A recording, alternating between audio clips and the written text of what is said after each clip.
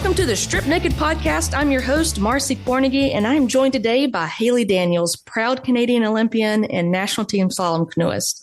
Ever since I started following Haley on Instagram, she's made me realize that I need to have, and I want to have, more people like her in my inner circle. I mean, full of on-the-go, nonstop adventure, and what seems to be a real thrill seeker. She's currently calling in from Calgary, and probably got some Canadian Rocky views, and completely surrounded by like the winter sports mecca that is that area. It's a gorgeous backdrop for ice climbing, skiing, and I think, and Haley, you'll have to correct me if I'm wrong, but maybe it's the home for Team Canada cross country ski and biathlon. But, you know, I promise we aren't here to talk about dream locations and weather. I'm here and I want to highlight Haley and her transition from being on the water, competing at the absolute highest level in slalom canoe, to her recent retirement from competing in the sport, and everything that she's gone through in making the transition from elite athlete to everyday athlete. And of course, talk about what's next while keeping the idea of identity and identifying it as an athlete at the forefront of our conversation. So with that, welcome to the Strip Naked, Haley. I'm glad that we could finally connect between your schedule and mine. It's a pleasure to have you here with us today. Yeah, thank you so much for having me. Yeah, so I was talking about your location and the weather. So is everything good there? You still got snow on the ground, I'm assuming, and still being able to get out and do some fun activities? Oh, absolutely. I mean, yeah, you talked about the adventures I'm getting up to. I'm going ice climbing on Saturday. So I'm quite looking forward to that, but it's definitely spring here. It's, there's a little bit of snow, definitely snow in the mountains, but, not so much on the ground. I actually live in Canmore, but I'm in Calgary for the day. But on the ground in Canmore, it's not so much snow. Yeah, it's really kind of getting after those spring missions now. I was actually thinking about going paddling tomorrow. So it's kind of a juxtaposition of going ice climbing on Saturday and paddling on Friday. But it's just that time of year you can kind of do two sports and in completely different seasons, because it's warm enough that you can paddle, but cold enough that the ice is still there. See, right there, I'm in awe. You got water, you got air, you got rock, you got ice, all these elements that are just screaming, play with me. That's awesome. Yeah. Well, look, let's get started, because I mean, you are an Olympian, and it's not every day that I get to, or anybody else gets to talk to or hear from an Olympic athlete. So first of all, congratulations on fulfilling, some really big, what I like to call big, hairy goals and dreams, and competing at the highest level in the sport of slalom canoe, and, racking up some of those accolades, awards, and, I think equally as important, the trust of your country to go and represent in the 2021 Olympics in Tokyo. I want to talk a little bit about your background, just so we can get to know you, a little bit about the sport so that we can bring our listeners up to speed. But can you talk a little bit about what it is and how you competed, and the road to getting to Tokyo, as far as all the nationals and the championships and things that you've had to do to get there? Oh my gosh, you'd have to record for probably 15 years. It took me I grew up in Calgary. My family is very outdoorsy, and my parents got my brother and I into paddling. We would go on canoe trips and hiking trips and ski trips, and every weekend we were outside doing something fun. So it was kind of within my upbringing to find adventure outside. And then from there, I did a lot of snowboarding. I really loved snowboarding, and I kind of felt like I was going to go that direction in terms of competing. And then I went to a kayak camp, and they said that there was nationals at the Canoeist River. And they said, it's kind of welcome to anyone. You can come and compete any level. And that was my local river. And so I went to the race, and I made some friends, and I raced terribly. I ended up swimming. So that's where you flip over and pull your spray skirt and swim down the river. But I just really fell in love with the sport. I fell in love with the people and the ability to be outside and connect with the water and the rush of going down a whitewater course. And that's really what kept me going. So after that, I was in junior high, I believe, when I got into it. And then, I just kind of kept on going to training camps that were local and working with the different athletes. And then eventually, going to more training camps. My first training camp in Canada was in Chilliwack, BC. So that's usually warmer there because it's close to Vancouver. And then from there, my first international training camp was Charlotte, North Carolina. There's a whitewater course there. We used to go there 2 to 4 times a year, and just spend the spring there because it was just much warmer and we could get on the water earlier.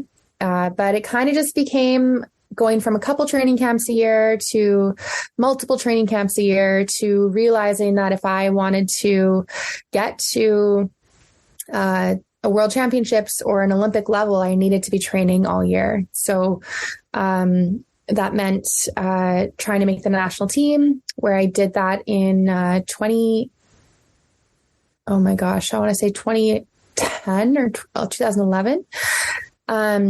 And went to my first world championships in Bratislava. Also had a terrible first world championships, but I learned a lot from that experience. But it just allowed me to push myself and constantly learn from it, and constantly understand that I really, really love my sport and that I could continue to push it. And when I got into paddling, I was first a kayaker. So that's when I did that as a junior. And then there was an opportunity for women's canoeing. So kayaking, you're sitting and you have 2 blades on either side. And canoeing, you're kneeling and you have a single blade, and then you switch sides. And there was an opportunity for women's canoeing to be added to the World Championships and the World Cups. And they also said they were going to add it to the Olympics. So I remember having a conversation with my dad, and we just sat down and kind of wrote down a pro-con list of, should I stay in kayaking? Should I do canoeing? And I decided to do both. Didn't do that very well, and got much better at canoeing, and just decided I'm going to do just canoe. So I switched to that category, and it did get added to the World Championships and the World Cups, but the organizing federations dragged their feet and really did not add it to the Olympic Games for a long time. So there were 3 categories that were available for men in canoe slalom, and there was only 1 category that was available for women in the Olympics. So really my passion for paddling, as I said, it became, being on the water and getting out outside and doing that as much as possible. But it also became advocating for women's canoeing to be an Olympic sport. So myself and a global group of female canoeists, we all band together, and we fought for gender equality for most of our careers. So that was, we were ready for the London Olympics. We were ready for the Rio Olympics. And it took a lot of advocacy, a lot of time, but we were finally added to the Tokyo 2020 Olympic Games. So that was my goal, and I'm very proud to have represented there. That's amazing. And there's so many different talking points in everything that you've just shared. And I'm sort of just listening and wrapping my brain around some things. But, one of the things you mentioned, that stuck out was the Charlotte training facility. Actually, I lived in, just south of there in South Carolina for a couple of years. So I know that facility really well. I went up there, and who knows, it might have been you that I saw on the water, but I did see some competitive people doing some training routes and things like that. So who knows, it could have been you the whole time, but, know that area really well. And then, you're talking about, trying to figure out which route you're going to take, which division, or, whittling down. Like, a lot of people do it as a multi-sport athlete, and they're trying to figure out which sport they actually want to compete in. You were a little bit more advanced in that you knew you were going to be on the water, but in which discipline, and being able to, make decisions on which route you're going to take, and how you were kind of juggling and going about doing both, or just trial and error. And I love that now things are a little bit more normalized to you're either winning or you're learning in situations like that. But back in, 2010 or, even before that, before you made national team, it was a little harder than that. A lot of things that have been normalized as far as mental health wise weren't so normalized back then. So was it difficult for you to go in and know that you're going to be really good at this, but it might sacrifice in this discipline, and, and how you built that identity? Because at a certain point, you're making a decision what you're going to stick with. You're going to stick in a canoe, and gosh, all the training, and basically in a nutshell, the intensity behind, everything that you've made a decision up to this point to be able to do comes to fruition. So can you talk just a little bit about some of that trial and error? Yeah, I think for me, it was really important to focus on one thing. I was good at kayaking, and I was scared of canoeing because you're a little bit higher center of gravity in one blade. So I found that the only way I was going to get good at it and overcome that fear is if I fully focused on it. And I did those things that scared me. And so that's really one of the biggest reasons why I just focused on just canoeing. And I looked at it as an opportunity. If I really wanted to be that representative at the Olympics when it was added, I had to start then, and I had to put out everything into that. So that was kind of the biggest reason why I did that. Yeah. What I know you said you had a global conglomerate of women canoeists that were leading that effort, but what particular, did you have to, go to meetings? Were you traveling on behalf? Were you, it's not a protest, but were you showing up in different decision makers, meetings, or how much did you play a role in that? When you have such a big cause that you're advocating for like this, there's really no manual for it. And there's no, I guess it really was just so many different things. But how it started was just all of the female canoeists at the World Cups meeting when we were all there and talking about it. And then putting together, it was email groups at that time. So email groups, and then Facebook started to come into it. So then Facebook groups and things like that, but just places that we could constantly communicate and share information. And then working with my national federation. So Canoe Kayak Canada was one of the main pushers for Canoe women to be in the Olympics. So Canoe Kayak Canada, there was Australia, Britain, and Germany that were really pushing for it. So it was really just working with them and sending letters to anyone who would listen. Being in the media a lot was a big role for myself and a lot of the other female canoeists, because the more you're in the media, the more they need to get all angles of the story. So they're contacting the International Canoe Federation, the International Olympic Committee. Why aren't you putting women's canoe in the Olympics? It seems fair, but there was a lot of bureaucracy, as you can imagine. So one of the first things that was really hard for me was that because my sport was not Olympic, I had access to no funding from Sport Canada. So a lot of the times I was in the media, it was actually for promoting different fundraisers or sponsorship efforts that I had been working on. And they would often be like, I'd have to raise anywhere from $50,000 to $90,000 a year to compete. And that's, money in and money out. And I don't get to keep any of that. And the media would be like going to Sport Canada and being like, why aren't you funding women's canoeists? They're ready. They're going to be in the Olympics eventually. And they're like, well, they're not an Olympic sport. So, my male counterpart, everyone else that was on the national team that had an Olympic category had funding, and I didn't. So that was very hard. And I had to work significantly harder to find funding to get to those competitions and training camps. But it taught me so much about sponsorships and marketing and storytelling and helping people understand why they should support different sports. So, that was one angle of things. But the other angle was within the advocacy for the Olympics, as I said, there was 3 categories that were available for men and 1 for women. When it comes to the International Olympic Committee, it comes down to how many athletes are in the village and how many Olympic medals are available per sport.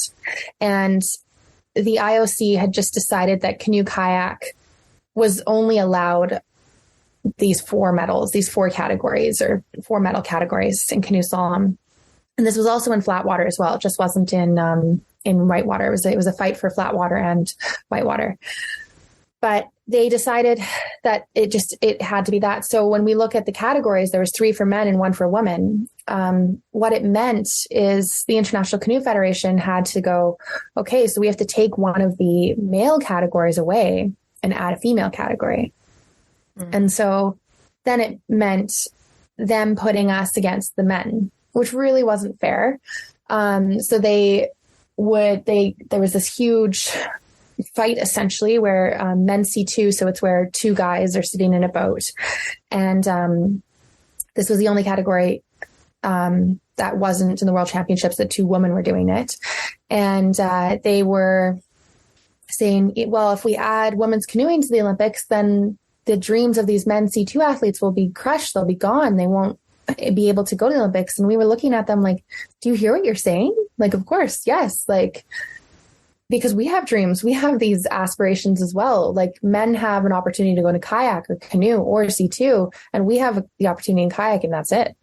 Mm-hmm. So that was really hard because these people are my friends. I respect them. I respect their body of work. I respect their the level of competition they're at, everything they've done. But I also want the same opportunity that they had. So that's where it became about strategically positioning ourselves about, we just want equality. We don't want to take any dreams away from anyone. We just want to be equal and have the same opportunity. And so eventually men's C2 did get taken out of the Olympics. And so Rio was the last Olympics that it was in. And then women's canoeing was added to Tokyo. Yeah.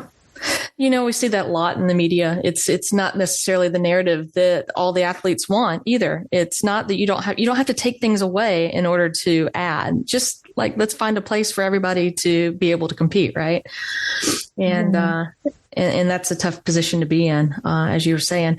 So when you were talking about all the fundraising and the efforts, that you're anywhere from $50,000 to $90,000 per year in and out, that is a lot of money, and that takes a lot of focus away from you as well. And then on top of that, I was thinking with Tokyo 2020, that was, you add another year because of COVID. And so is that a whole nother year that you weren't expecting that was going to be added to your plate as far as fundraising, being able to travel, train, and then go about business on Team Canada? Well, it's a twofold question, I feel like, but I think that I'll just address the COVID part first, then I'll come to the fundraising. With the pandemic, it was difficult because I definitely knew I was going to retire after those Olympic Games. I was ready to be done. And having that add another year, it was like, okay, should I continue to do this? Like, how am I going to do this without being able to travel? There were so many aspects of it. And it was hard on all of us, but the one silver lining, there was actually quite a few silver linings, but one that sticks out of my mind quite vividly is that it actually provided a lot of funding opportunities for us because we were identified as Olympic potential athletes and we needed resources to be able to train in this difficult time. And so it actually allowed us some emergency funding that allowed our team to go to France for 9 months before the games and properly prepare. So although I needed, within 2 weeks notice, I was told I need to go to France for 9 months, and then from France, go to Tokyo after, pending that I qualified, because I still hadn't qualified for the games yet. I was still in competing against my teammate for the spot, but it did allow us to have proper training when it came down to it. So that was a silver lining.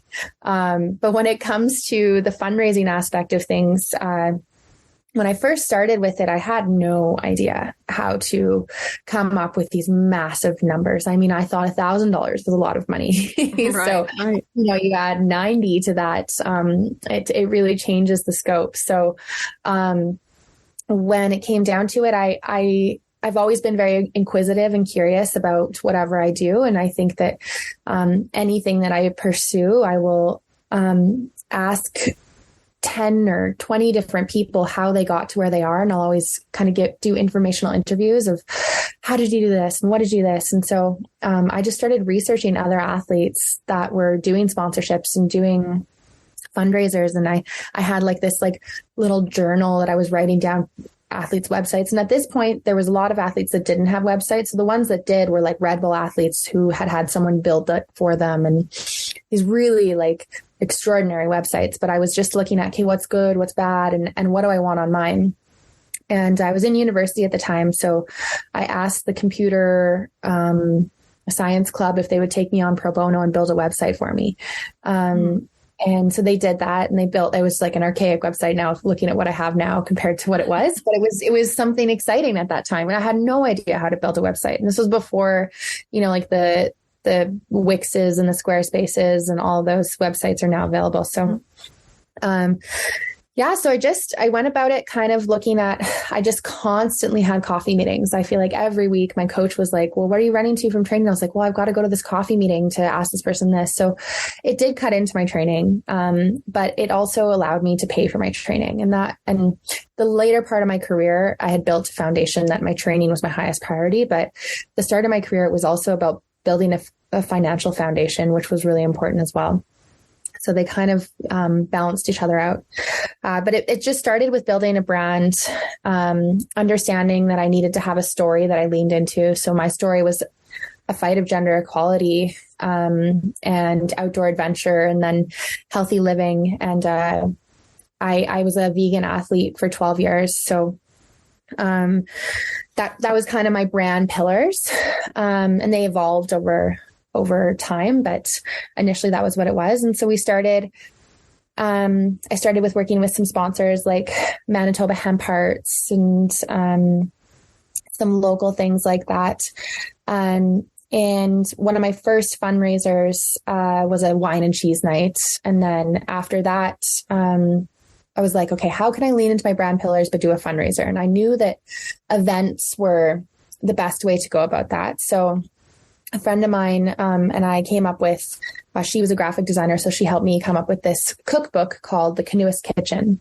So it was 25 recipes. It was like a book stapled together. I took pictures of everything and made all the recipes. And she designed it for me. And then we sold those for $25 a piece. And then we followed that up with Canoeist Kitchen cooking classes. So in Canmore, there was a place that was owned by two Olympians, and there was a hotel and they had a kitchen. And so they gave me the space for free. And then I went to a grocery store and got donated ingredients. So really my costs were almost non-existent. And then I had just participants pay to come learn how to cook these vegan recipes. And it wasn't a sellout success. It definitely was a struggle to get people in those classes, but they made about $3,000 a class, and I did them once a month. And so those were quite lucrative, but it was still a lot of work for not that much pay. So then from there, I looked at, okay, well, I need to get some big sponsors, and I need to have a fundraiser that's going to be more, pay more. So there was these colorful paddles on the highway from Calgary to the mountains. And every time I drove past them, I was like, who are these people? I need to get to know them, because I'm a paddler. I drive past them every time I go to training at the Canoeist. And I ended up finding out who they were, and I reached out to them on LinkedIn and got a meeting with them, and I pitched them sponsorship. So it was a lake community just beside that on the way out of the city, called Harmony. And I said to them, I think there's a really unique opportunity here to work together. I could be a brand ambassador for Harmony to help you sell homes in the community, and you can help me try and get to the Olympic Games. And so they did a sponsorship deal with me that was around $15,000 a year. And that was a really big deal for me. That was just a huge leg up every year, headed towards those Olympic Games. And we did some amazing videos together, some campaigns. Their marketing team they're still really good friends to this day. I keep in contact with them. But it really showed me that there was a brand that wanted to work with me. And that was one of my biggest first sponsors. And then eventually other sponsors came on, like Mountain Equipment Co-op, which is like a Canadian's version of REI, and Subaru Canada, some grocery stores called Save On Foods, just to name a few. But it started to become, and then I think the thing that also changed with sponsorship, and this was when I was going through it, but sponsorship used to be, radio commercials or being on cereal boxes or all these things. But the scope changed with social media, and everything became about posting a campaign and certain hashtags and how many impressions and how many engagements. And still to this day, I have a lot of sponsors personally that I work with still, more on the mountaineering side of things and adventure, but it's all social media based. So I really needed to learn how to leverage my social media and tell my story and be organic with my content between my sponsored content, and also not let it take over my mind. And let that, that mental health aspect, as you talk about, like it does take over. Like there's a complete addiction side of it. And I'm completely aware of it. I'm on it more than I'd like to be. But your mind just goes with it. Right. So that was the sponsorship side of things. And then the fundraiser side of things, I came up with an advisory committee because I looked at companies and I wanted to run myself as basically a company, Haley Daniels company. And when I looked at a company, I was like, okay, what do they have? They have, they have an accountant and they have a HR team and all these things. But the one thing that stood out to me was they have a board of directors. They have someone that they talk to that has expertise in different areas and gives them ideas, network, different things like that. And so I formed an advisory committee, like a board of directors of Haley. And we would meet once a month and talk about how to fundraise for the Tokyo Olympics. And so we talked about taking these paddles down off the highway and auctioning them off. And we'd also talked about maybe doing like win a date with Haley, not like a romantic date, but like, some restaurants and we do maybe like you go for a paddle and then you go to a nice restaurant and then you do that, and we auction this off. And then we thought, what about art? So we came up with this idea called the painted paddle. And then I just hit the ground running. So I reached out to 35 artists. I got paddles, these small little cute little paddles for kids that were wooden, unvarnished, and I got them delivered. And then I sent them out I sent out paddles to 35 artists. I got a brewery to sponsor the event and had some food sponsored and everything. And we had this event called the Painted Paddle Auction. So we had an auctioneer come in and we had silent auction items. And this is where I started making some real money at fundraisers, more than $3,000. It was more like $30,000. And it was a huge hit. And we ended up doing it for 4 years in a row. The last year was online with COVID. But it was just such an amazing event. I mean, the art was stunning. Like some of those paddles I just didn't want to part with, but I had to because it had to pay for my season. But I think, and it generated a lot of media. It was a great way to put content out on my social media. It was a great way to tell my story. And it gave people that wanted to support me something that they could take home with them and know that they had this piece of art supporting an athlete getting to the games, but not only getting to the games, but fighting for gender equality. Like it represented so many things. But it was also a way that I could bring all the people that had supported me into a room and say thank you to them and really just be like, thank you so much. Like this means so much to me because it's very unique and it's not every day you get to be in the room with all the people that have supported you and say thank you to them. So it was honestly, I now, being retired, I look back on it and I'm like, oh, I kind of want to organize them again because they were so fun. And I wonder if I could do them for other athletes, other younger athletes, but got a lot on the go right now. So I have to kind of, I was about to say the wheels turning. I love it. But I did really love doing them. They were super fun. And, they did really well. And I think like, when something does well, like why stop doing it? But, so that raised money for my season, and then I had other sponsors and things like that. And it was always still scraping by. Like when I would get a check from private donors or something like that, it was like, okay, I can pay for this training camp. Wasn't sure I was going to pay for that training camp. Or okay, like I can pay for this boat. Wasn't sure I was going to pay for that boat. So it was always kind of like a little bit stressful, but I knew that if I kept hustling, kept hitting the ground, that something would come in.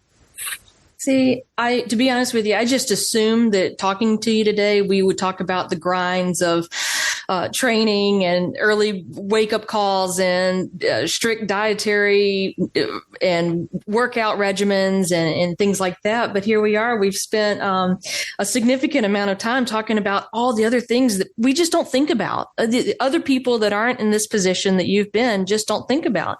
I mean, these are elite level demands. You're an entrepreneur, you're a businesswoman, you're an advocate for gender equality, you're a public speaker. You've got a true sense of complete hustle. And I think that that's probably one of the greatest compliments anybody could ever give anybody, is saying, hey, you hustle and you know how to get things done. Is this, Haley, who you are at your core? I mean, is this always been you, or is this something that you've had to really lean into as you transition from competing to retirement to figuring out what's going to be next? I would say I definitely, like, one of my core strengths is that I'm resourceful 100%. So, I am always looking for ways to be unique and look at it at a different angle. And I mean, it's a strength, but it's a weakness, right? Because I'm relentless. I will continue to go. I will put stuff on my plate. I'll say, yes, I'll go, I'll figure it out. But then I'm constantly on the go. I'm constantly doing things. I'm constantly figuring it out. So, it's definitely who I am. And my friends, my family, my partner, I think that they all love that about me, but also dislike it sometimes when they just want to hang out and do nothing. But, that is definitely who I am at my core. That's awesome. Let's talk a little bit about retirement. You mentioned that you knew that you were going to get to the point where you wanted to retire after those Tokyo Games. So was it a strange feeling knowing that, okay, this may be my last race, this might be my last run? What was it like standing, there about to jump into the water or getting out, those feelings that you feel knowing that this may be the end as far as competition goes? Yeah, when I was at the Olympics, I knew I wanted to be done. But actually, after, when I got home, I still trained for a while and seriously considered going to Paris because it was only 3 years away. The Olympic qualifiers for Paris are now this summer. So it's really, really soon. But I do think a lot about the future, but in those moments, I was just thinking about trying to be present. And I spent months and months working with my sports psychologist on how to be present and how to just be in that moment. And I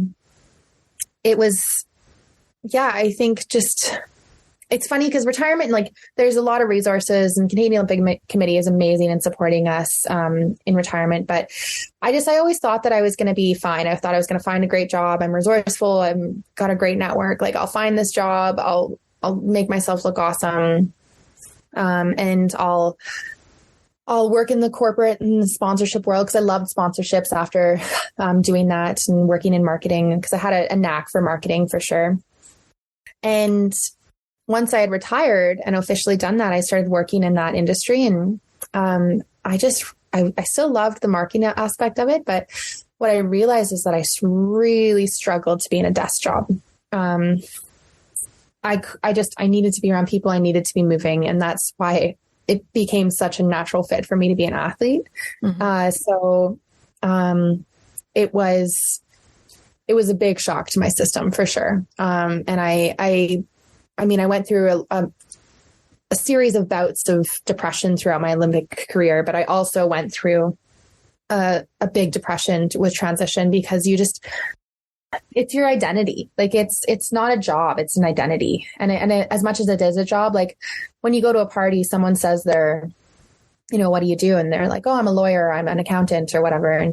But when they go home, they're a dad or they're a person. But when you're an athlete, when you go home, you're an athlete. Like your sleep, what you eat, what you think about, what you journal about, what you do to your body, everything. You're an athlete every waking moment and every non-waking moment, because that sleep's important. So,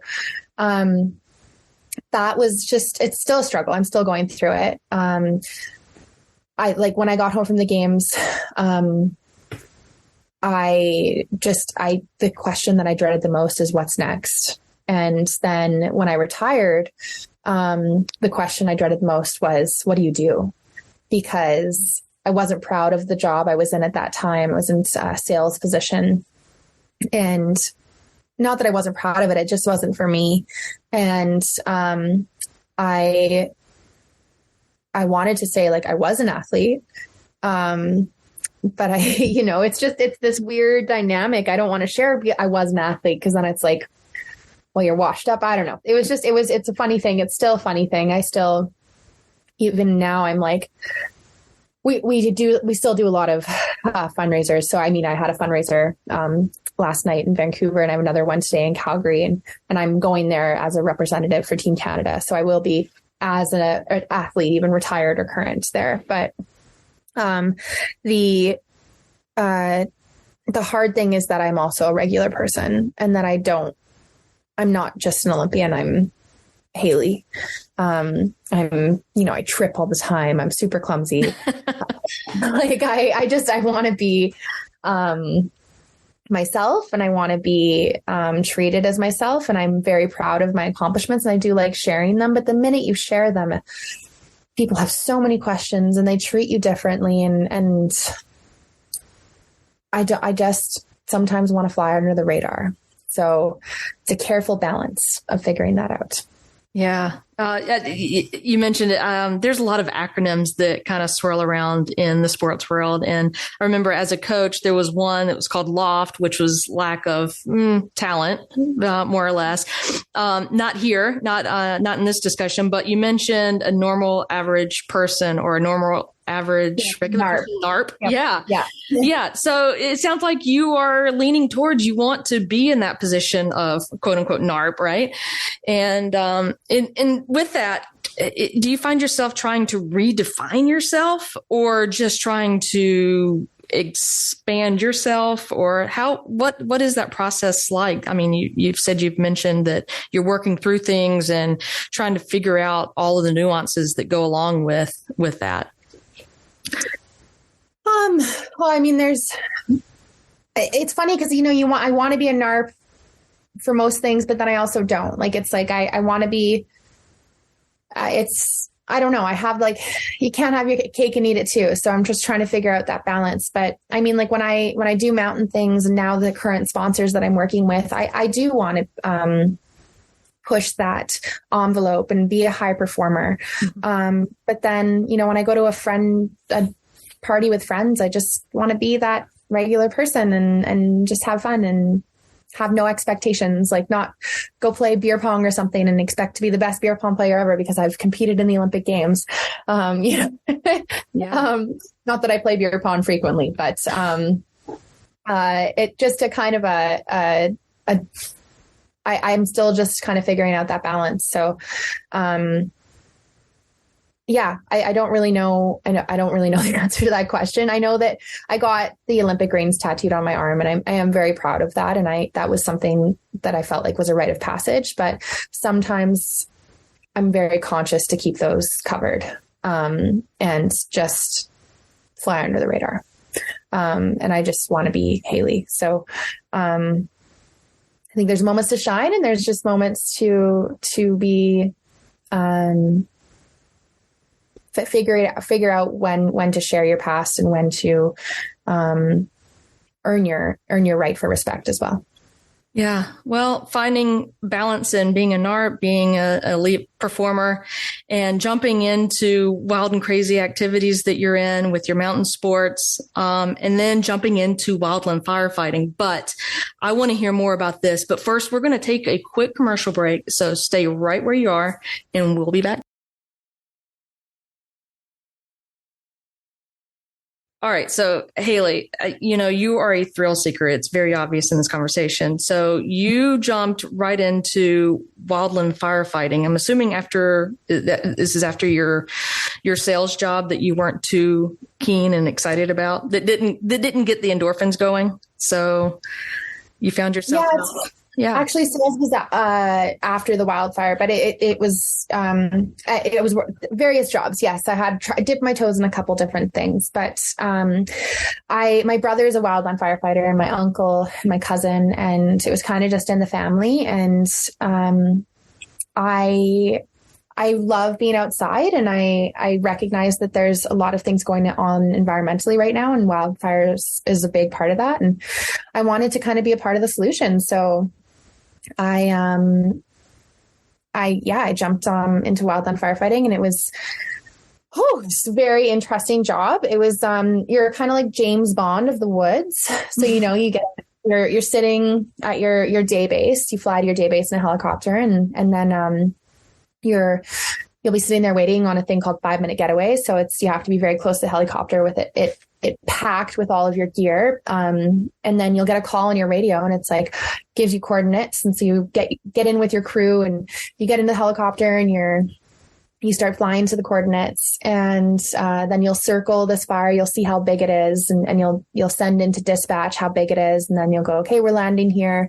You'll look for water, and you'll look for a safe landing zone. And then you'll land, and you'll take out all the gear, and you'll put it in one spot. And oftentimes landing, especially up in northern Alberta, is you're landing in skag. So it's like bogs. So you're up to your knees or waist in like gross pond water.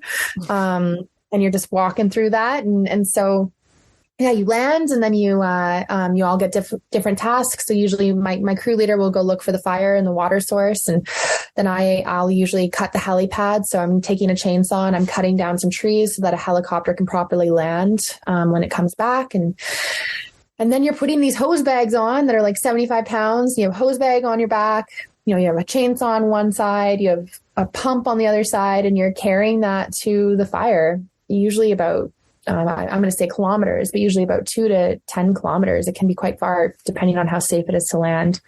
And then you're wading through the skag, getting to the fire, and then laying hose to start putting it out and start digging. So it was the hardest job I've ever done, ever. I mean, training for the Olympic Games was very hard, but you work until the fire is out. So you work from sun up to sundown, and then go home, sleep, and then come back and keep working on the fire until it's out. And even when you can't really see fire anymore, then you're doing a thing called gridding. So you're yourself and a couple other crews are literally walking, 10 feet apart and gridding the fire and making sure there's no hot spots. And if there is, then digging it up a little bit or putting water. And these fires, even though they seem dead, are really like that. It takes so much effort as a wildland firefighter to put it out. So I was very humbled by that job, and I have an immense amount of respect for the guys and gals in these jobs. And it was just a very cool thing to do. But you work a lot, and you work very hard, and the bugs are horrendous. I can only imagine. There is much respect that goes along with that position. And for listeners, if you're not exactly sure, just go type in wildland firefighter and just look at the gear they're wearing. And like Haley said, 2 to 10 kilometers or 3 to 8 miles or so, huffing through backwoods for that. And it is one of the most underappreciated, underpaid positions that are out there. I don't know how it is in Canada, but in the States, it is definitely way underpaid for the amount of work that goes into it. So you do actually get paid quite well, but you have to work for it for sure. And it's still, I think, underpaid. And I digress. No, it's very true. So I will say thank you for your service, because I'm an avid hiker, and I actually hiked the Pacific Crest Trail this past summer and ended up 80 miles short of the Canadian border due to wildfires. And, it's just one of those things that at the end of the day, they just said, well, just let it burn. There's no homes or any threat to people in this area. So let's just let it burn. So anyway, lots of respect for that position. So I'm assuming, are you still doing wildland firefighting? I did not go back to renew for this summer, and I'm currently just doing a lot of public speaking and figuring out what's next, and kind of giving myself a little bit of space to just understand what it is that I want to do and really figure that out. So, I'm excited for what's next and to share with you with that. But kind of just some new fun things on the horizon, but I can't fully share that yet. All right, then we'll have to maybe do a part 2 to this at some point when you can. Haley, you mentioned early on that, you were surrounded by your family and getting off the ground, competing, that your family has been really close to you and you've been close with your family, sharing like your brother in the firefighting routes and things like that. And your dad and you having really good, close conversations about how you were going to make decisions on how you're going to compete moving forward at a young age. I'd love to talk about your dad just a little bit, just because for the rest of the world, it's a very unique situation as your dad transitioned. I think I read that it became the first trans woman to officiate or judge an Olympic event. I'd love for you to kick off that conversation for us and maybe some of the ways that you've been able to support your dad and the dynamics that go along with that. Yeah. So, my dad transitioned genders during the pandemic and was a judge in the Rio Olympic Games as Duncan and scheduled to be a judge in the Tokyo Olympic Games also as Duncan, but through transitioning genders became Kimberly. Okay. And when a family member transitions, it's just like advocating for trying to get your sport in the Olympics. There's no manual for these things. And so I think the biggest thing that I learned through that is all I could do was just support my dad and really be genuine and ask questions and stand up for what we felt was right. And the one thing when we were heading into the Olympics was we wanted to control our narrative and we didn't want people to get this story and put it in the wrong context. And so it was really important for me to work with key stakeholders and kind of come out with our story. So we came out in conjunction with the Canadian Olympic Committee. We did a photo shoot and had that story come out and had glowing reviews. We had a couple negative things as you always will, but for the most part, positive. And through this experience, we had a ton of media exposure. So we worked with very big Canadian publications. And we found out that my dad was going to be the first openly transgender judge to ever officiate at an Olympic Games. So I guess my dad and I, we were both just people who were following our passions.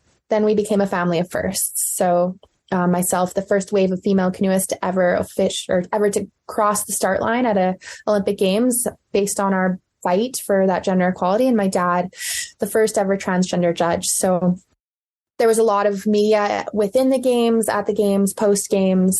I still do a lot of speaking on behalf of diversity and inclusion, but I'm very proud of my dad for living her true self. She uses the pronouns her/she.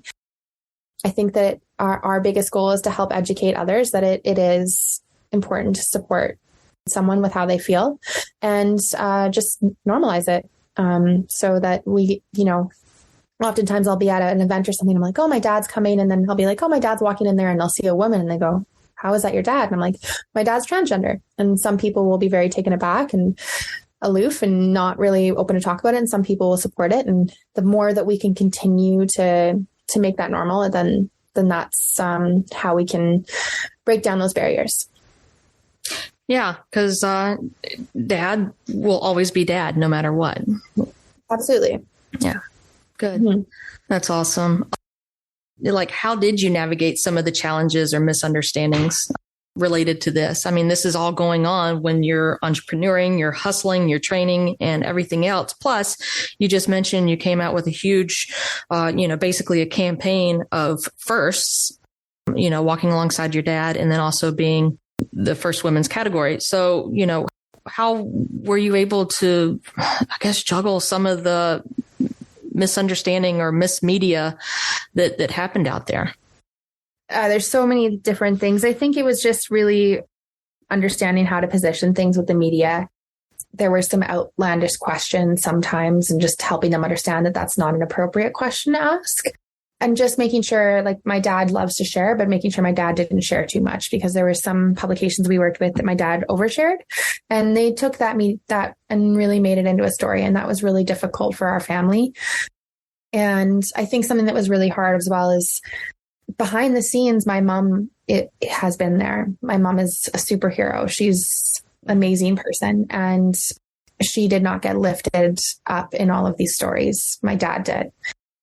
She's such a big part of my Olympic journey. She supported me so much. She still supports me. And that was just a hard aspect of things as well. I think when you're doing these big stories, there's always going to be something they shine light on, but they don't see the other side of it. Yeah, it was just really about a careful balance, making sure that it wasn't taking away from my training, but still helping to inspire others to live their true, authentic selves.